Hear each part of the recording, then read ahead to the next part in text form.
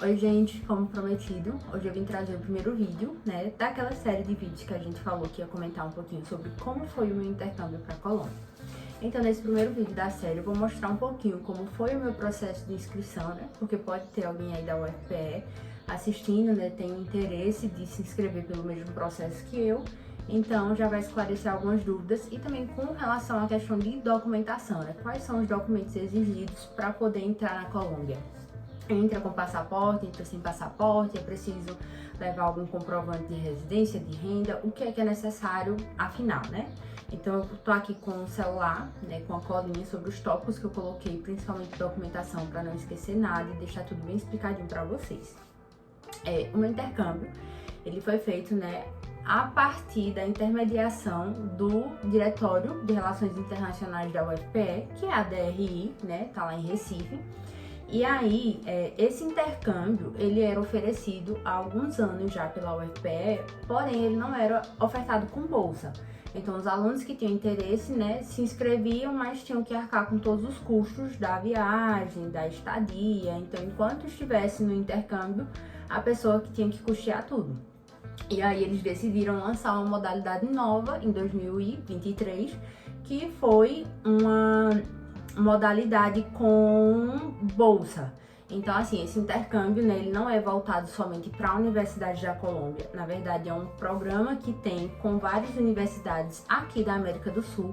Então, quando eu fui fazer, né, tinha países como Argentina, Bolívia, tinha o Uruguai, Peru, Chile e a própria Colômbia. Então são vários países, né, que têm universidades públicas ou privadas que fazem parceria com a UFPE e recebem alunos brasileiros lá e também mandam, né, alunos que são de lá para virem fazer intercâmbio aqui no Brasil. Então é uma relação de troca. E aí eu fiz a inscrição em agosto de 2022, foi quando começou o processo. Na verdade, eu não fiz por conta própria, né? Apesar de sempre ter esse sonho de ter uma experiência internacional. Eu nunca tive realmente, assim, a coragem de iniciar. Então, eu fui muito influenciada por uma amiga minha que foi junto comigo para o intercâmbio, né? Foi ela quem viu a postagem no Instagram do diretório sobre o intercâmbio, né? O edital de inscrição e tudo mais. Então, ela disse, vamos tentar. Se der certo, bem, a gente vai e viaja, tem a experiência nova. Se não der, valeu como experiência. Até porque um dos processos, né, desse edital era passar por um curso de espanhol no instituto muito renomado de Recife. Então, mesmo que desse errado, né, no final a gente sairia com um curso de espanhol no nível A1, né, que é o iniciante, de um instituto que tem um nome de peso aqui no Brasil, né, que é o Instituto Cervantes, e também tem um nome de peso lá fora. Então, valeria como experiência. Então, a gente se inscreveu. O primeiro processo, né, que foi o critério eliminatório, foi a questão de notas. Então, eram avaliadas, né, as médias gerais do curso. Eu ainda não falei, mas eu faço engenharia civil aqui no campus de Caruaru da UFPE, né, no CAA. Então, o primeiro critério eliminatório foi o critério de médias. Então, eles colocaram, né, por ordem de médias maiores as pessoas, e aí foram cortados as pessoas que ficaram na 15ª posição para baixo. Então, as 14 pessoas com as melhores notas, né, de cada campus, Campus Caruaru, Campus Vitória, Campus Recife, continuaram na disputa. Então, graças a Deus, eu fiquei entre esses e consegui avançar para o próximo passo, né, para a próxima etapa. E aí veio a questão do curso. Esse curso, né, ele era intermediário e, apesar de ser um curso muito bom, né, um curso que, para quem não tinha base nenhuma de espanhol, eu já tinha por conta do ensino médio e do ensino fundamental, eu tive boas aulas de espanhol, então tinha uma base legal. É um curso muito bom, mas é um curso que, sendo bem sincera, depois de ter passado pela experiência do intercâmbio, não é um curso que prepara o estudante para o que ele vai passar no país. Eu sei que nada, por mais que o curso seja maravilhoso, seja perfeito, não vai preparar de verdade para o que é a experiência. Mas durante o curso foram faltando tipo aulas de coisas básicas que a gente precisava saber para morar em outro país e a gente acabou não sabendo. Então, coisas básicas como aulas sobre dias da semana, nomes dos meses, tipo, isso é bem básico. Então, o curso teve uma aula específica sobre a família real da Espanha, porque o curso, sim, é um espanhol voltado para o espanhol da Espanha. E a gente sabe que espanhol, por mais que tenha a mesma base, de acordo com o país que você vai visitar, ele tem muitas variações. E na Colômbia tem muitas. Até dentro do próprio país você vai ter coisas que são chamadas por nomes diferentes, a depender da região que você tá. Então, o curso foi bom para aprender o básico, mas assim, básico mesmo. O resto a gente teve que ir aprendendo lá na luta. Mas aí a gente fez o curso, né? Tinha algumas atividades que a gente tinha que entregar no decorrer do curso. E no final dele, né? Depois de um mês e pouquinho, 2 meses fazendo o curso, a gente foi fazer uma prova presencial lá no Instituto Cervantes, né, em Recife. E aí essa prova, ela abordava todos os conteúdos, né, que foram ministrados durante o curso. E tinha uma parte, né, que era uma prova objetiva, onde a gente ia assinalando, e outra parte onde a gente tinha que escrever uma redação toda em espanhol, e aí tinha vários critérios, né? Eles davam um tema, você tinha que misturar o tema, colocando na história uma pessoa que estava fazendo a prova junto com você. Então eu tive que inserir a Eduarda, que foi a minha amiga que fez a prova junto comigo, na minha história, né? Dar um jeito de encaixar ela. Então, assim, pegou muita gente de surpresa, porque a gente pensou que ia escrever um textinho simples, né? Ali poucas linhas, e a gente teve que escrever uma redação de 30 linhas, toda em espanhol, envolvendo alguém que tava ali na sala com a gente. Então, assim, bateu um nervoso, né? Mas a gente esperou aí cerca de mais um mês, eu acho, quase um mês, pra gente receber a nota. A gente recebeu a notícia de que tinha passado, né? No final foi feita uma média com as notas das atividades que a gente teve no curso, a nossa média geral e a média que a gente obteve, né, com a nota da prova. Então, nisso aí foram selecionados os participantes do intercâmbio, ou seja, 7 pessoas de cada campus passou. 7 pessoas do CAA, 7 pessoas de Vitória e 7 pessoas de Recife. E aí, a gente recebeu a notícia, né, que tinha passado lá no finalzinho de novembro. E para vocês terem ideia, o tempo foi super curto pra gente realmente se dedicar a aprender espanhol antes de viajar, porque a gente embarcou em janeiro. Então, o tempo foi assim, muito curto pra gente tentar desenvolver uma coisa um pouco mais intermediária, né, de espanhol antes de viajar. Uma coisa que eu esqueci de citar antes foi que no momento de fazer a inscrição, a gente colocava uma ordem das instituições que a gente queria estudar. Então, tinha lá a lista de todas as universidades, né? Às vezes tinham mais de uma universidade por país, como foi o caso da Colômbia, né? Que tinha uma universidade pública e uma universidade privada. Então, a gente colocava, né, um ranking da que é a que a gente queria muito, até a última de ordem de preferência. Então, nessa época, né, antes da inscrição, eu e a minha amiga, a gente saiu pesquisando muito na internet, né, o histórico das universidades, né, quais eram as que se destacavam em engenharia civil. Tinham algumas universidades, né, tipo a Universidade da Argentina, ela não tinha curso de engenharia civil, então não tinha como a gente ir pra lá porque não ia desenvolver nada na nossa área. Então, a gente fez um levantamento, né, de quais as universidades tinham engenharia civil, quais tinham as notas melhores. A gente pesquisou até questão de bolsa, porque tem algumas universidades que, para o aluno que é intercambista, tem bolsas especiais, né, para ele. Então, além da bolsa que a gente recebeu da UFPE, a gente poderia receber uma bolsa a mais. Mas aí, quando a gente colocou, nessa ordem, a gente colocou a Colômbia como primeiro.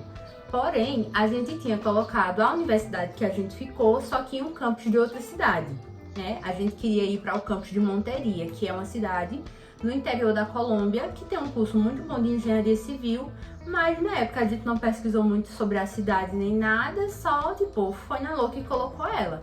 Então a gente colocou em primeiro, né, a UPB de Monteria e em segundo a UPB do campus de Bucaramanga, que no final foi a opção, né, que a gente acabou indo. E aí, quando saiu a nota, né, voltando para o que eu estava contando antes, acabou que o plano da gente era irmos juntas.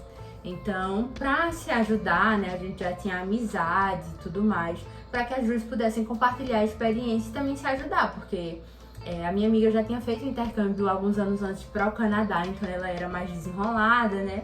Já tinha tido a experiência, mas eu era assim, zerada. Eu mal tinha viajado sem os meus pais, né? Aqui dentro do Brasil, para uma cidade do lado. Imagina, tipo, trocar de país. Tá num país que dava uma distância de mais de 6.000 quilômetros da minha cidade. Então, tipo assim, eu fiquei apavorada, né? De pensar na possibilidade de ir sozinha. Mas se eu tivesse passado, teria que ter encarado. E aí, quando saiu a nota, né? Acabou que eu fui alocada para o campus de Monteria. E por um engano da faculdade, né, o engano do diretório, na verdade, quando foi colocar as notas, né, e a classificação dos candidatos, colocaram a minha amiga no campus de Bucaramanga, sendo que ela tinha tirado uma nota maior do que eu, então ela tinha preferência em ir para Monteria, que era a nossa primeira opção, antes de mim. Então, se fosse seguir a ordem certinha, ela teria ido para Monteria e eu para Bucaramanga. E aí tinha uma quantidade de vagas, né, por universidade, e a gente viu que só ela tinha ido para Bucaramanga e só eu tinha ido para Monteria, sendo que em cada um desses dois campos tinha 2 vagas. Então a gente disse, vamos tentar, ou aloca uma para Monteria ou a outra vai para Bucaramanga. E nisso aí a gente resolveu pesquisar de novo sobre as cidades, e aí tipo deu um estalo na cabeça da gente que Bucaramanga era muito superior a Monteria. Era uma cidade mais desenvolvida, né? Uma cidade bem parecida aqui com Caruaru, onde a gente vive, né? Tem vários shoppings, tem comércio desenvolvido, tem muitas atividades de lazer para se fazer. Então, assim, a gente ficou... Por que a gente escolheu Monteria, né? Primeiro e não escolheu Bucaramanga? E aí a gente entrou em contato com a DRI e pediu, olha, se for possível, move Isadora para Bucaramanga e aí a gente vai juntas pro intercâmbio, já que tem 2 vagas. E aí, por Deus, né, destino, o que quer que seja, mas conseguimos ir as 2 juntas, né, conseguiram me transferir para Bucaramanga, já que não tinha sido dada entrada em papel de nada, nem documentação de nada. Então eu fui transferida para lá. E aí, agora que tava certinho, né, pra onde a gente ia, a gente tinha que começar a correr com as coisas. Até porque aqui em Caruaru, né, pra tirar o passaporte na Polícia Federal, quando a gente foi pesquisar, tava com problema, tava sem papel, não tinha a pessoa que estava fazendo essa parte de carimbar os passaportes, então tava bem complicado e deram assim uma estimativa de que talvez a gente precisasse esperar 2 meses pra sair o passaporte, sendo que isso aí era praticamente já comecinho de dezembro e as aulas começavam no início de janeiro. Então, como é que a gente vai esperar 2 meses para poder ter o passaporte? Em 2 meses a gente tem que estar lá. E aí, a gente deu entrada nos passaportes e tudo, graças a Deus, se encaixou bem direitinho, porque conseguiram colocar uma nova pessoa para poder fazer essa questão dos passaportes. Então, a gente foi lá e tirou. Eu lembro que de quando a gente foi lá para emitir o passaporte até o passaporte chegar lá pra gente poder fazer a retirada, foram 15 dias. E aí, tipo, uma coisa que era para acontecer em 2 meses, a gente conseguiu fazer em 15 dias. E aí, entrando, né, já na parte da documentação que é necessário entrar na Colômbia, né, para entrar na Colômbia e também para sair, que é importante mostrar os documentos. A gente já começou a correr atrás, né, da documentação que a gente precisava levar. Para entrar na Colômbia e em vários outros países da América do Sul, não é preciso de passaporte. Eu acho que isso aí é uma coisa que grande parte das pessoas já sabem. Mas, como o caso da gente, a gente ia passar mais do que 30 dias, né, a gente passou 5 meses lá, precisa de passaporte sim. Na América do Sul, é liberado você entrar, né, nos países vizinhos sem passaporte e ficar durante 30 dias. Se você passar mais do que 30 dias em outro país sem passaporte, vai dar bronca pra você. Então aí a gente já foi certinho com o passaporte, né, porque a gente iria entrar com um visto de estudante, então a gente precisava mostrar isso. Então, passaporte é outro documento que é muito importante, que não pode deixar de levar, porque sem isso você não entra, e se você estiver no país e quiser sair, você também não sai, que é o CHECMIG, né? O CHECMIG é um documento exclusivo da Colômbia, que é o documento de imigração. Então, todos os imigrantes que querem entrar e também querem sair do país têm que mostrar isso assinado. E nada mais é do que um formuláriozinho digital super fácil, você não leva tipo mais do que 5, 7 minutos para poder preencher tudo. Mas aí você preenche com as suas informações, né? Você preenche, eu já tenho as minhas passagens de ida e de volta comprado, eu tenho onde ficar, eu posso comprovar o dinheiro que eu tô levando para me manter no país, então eu não vou me manter ao léu, né, no país e tal, porque eles têm muito medo de que entre lá no país e, tipo, você não queira realmente fazer lá o que você disse que ia fazer, tipo, eu vou a lazer, mas você quer passar 2 meses no lugar que você vai a lazer, então, tipo, não faz muito sentido para eles.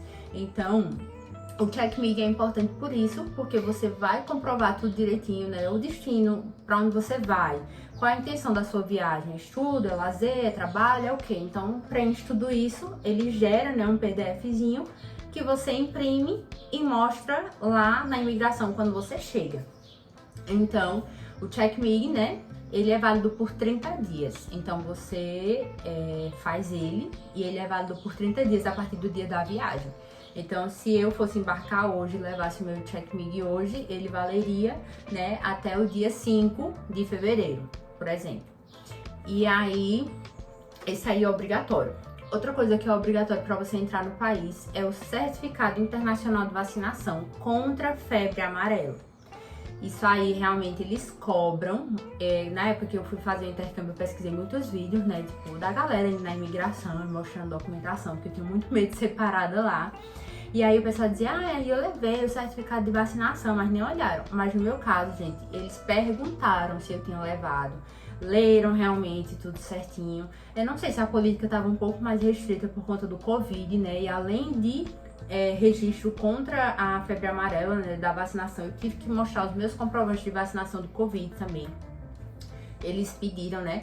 Foi em 2023, era um pouco mais recente, né, se a gente for parar para pensar, do que hoje, quando teve a pandemia. Então, eles ainda cobravam os certificados de vacinação da Covid. Então, na época eu tinha tomado primeira e segunda dose, eu acho. Então, eu tive que levar os comprovantes e mostrar também. Deixa eu ver aqui se tá faltando mais alguma coisa que seja obrigatório. É obrigatório, né? Como eu disse, passaporte, CheckMig, certificado internacional de vacinação. Se você vai, como eu, né, a estudo ou a trabalho, você vai passar mais do que 30 dias, eles cobram também que você leve certificações das coisas de lá. Como assim? Certificação, que você tem um comprovante de residência. Eu vou ficar em algum lugar.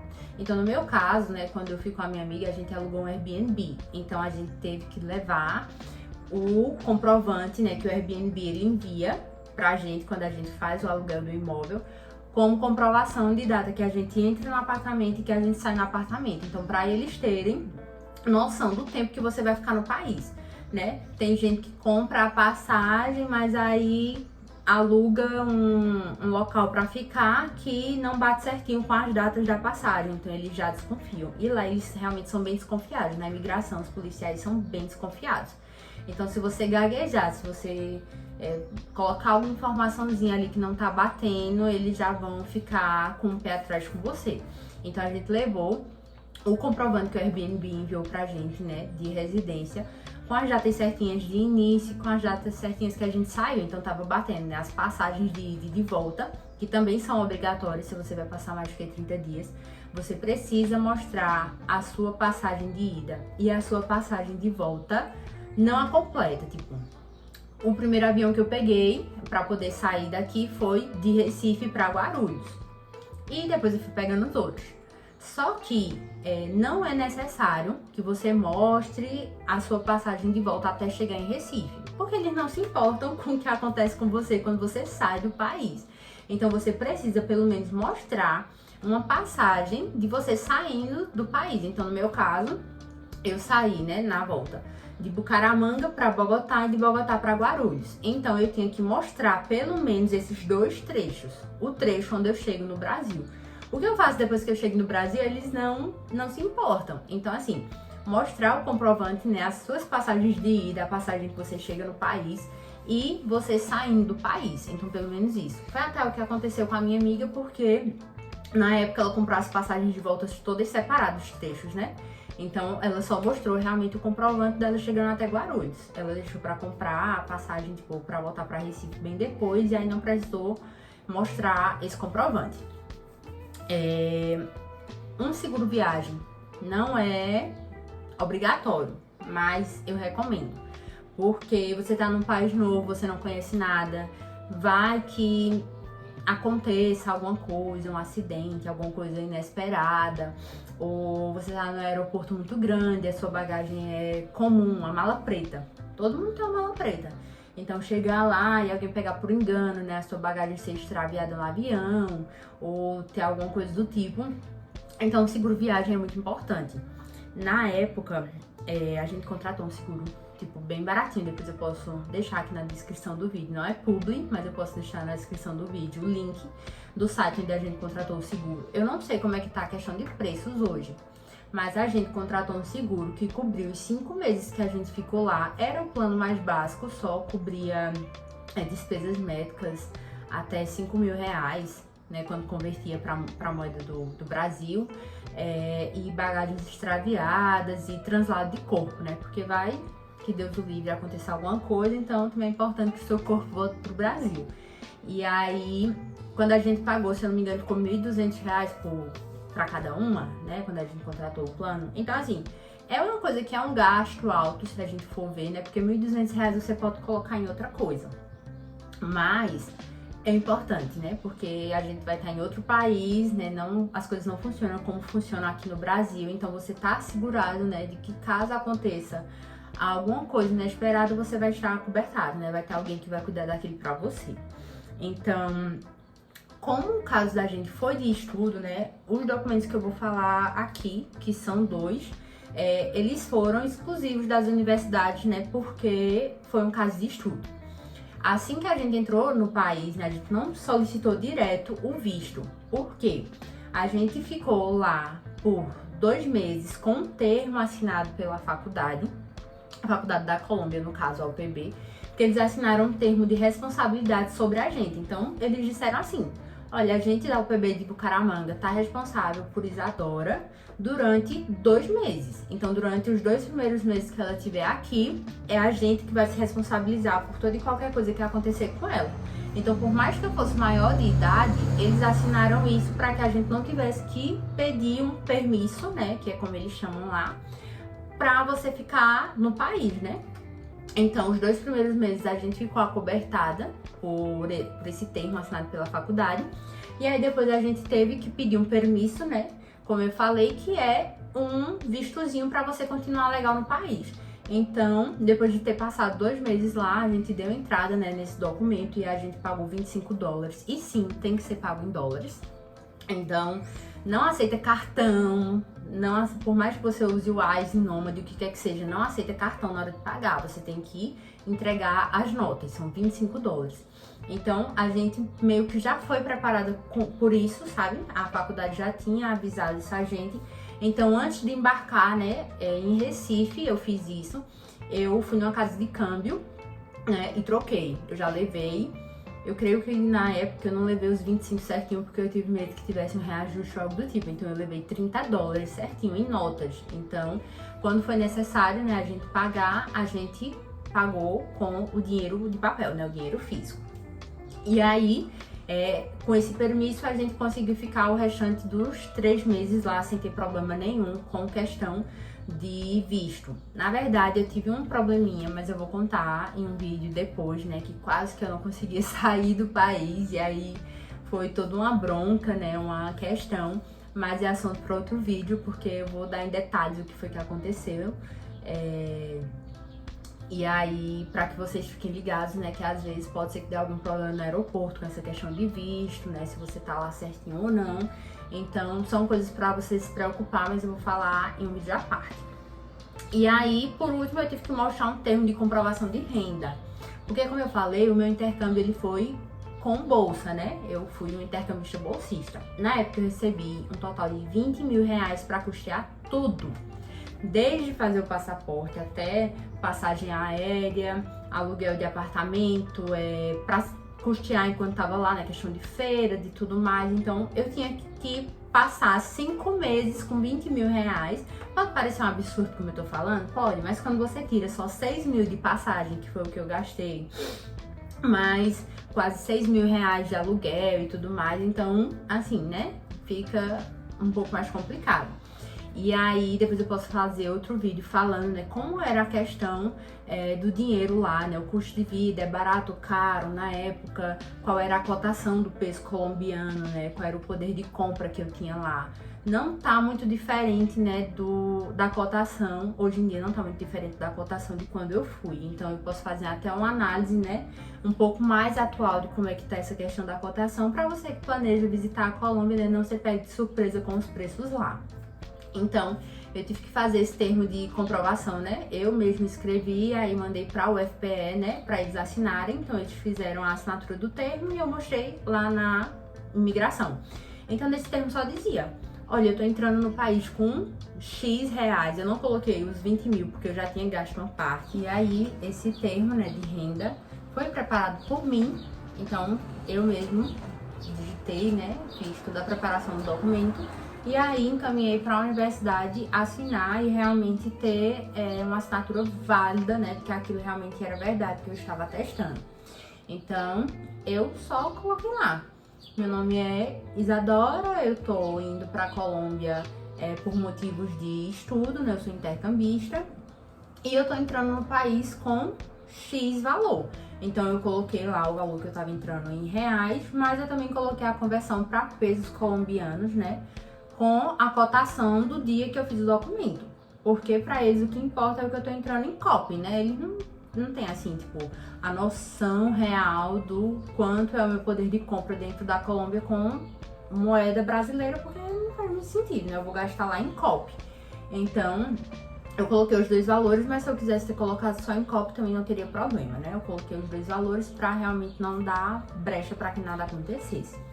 E aí, de documentos que eu entrei no país, realmente, foram esses, né? Em um próximo vídeo eu vou contar pra vocês como foi a minha viagem, né? A viagem em si, porque eu peguei 3 voos diferentes pra poder chegar na minha cidade de destino.